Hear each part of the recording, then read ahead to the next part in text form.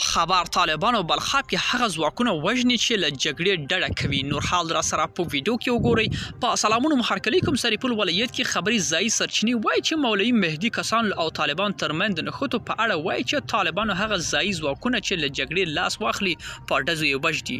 ځای سرچینی شنبه د چنګاښ پر 4 8 ته وایي چې طالبانو بلخاب کې د ملکی وګړو د کورنیو برید کوي او له همدې عمله ځای ځواکونه په ځینو مواردو کې نه حاضرېږي چې طالبانو امر وپمني. د سرچینو په وینا طالبانو بدري قطعې نښتې په لومړۍ ورځ جګړې په سر کې د خو ډیرو تلفاتو لیدلو له امله د طالبانو اوس ځای ځواکونه جګړې ته مخه کړې ده. سرچینې وایي چې طالبان د مولوي مهدي ځواکونو ترمن نښتې په 3 ورځو کې تر اوسه لسګونه طالبان مړه او ټپیان شوي دي.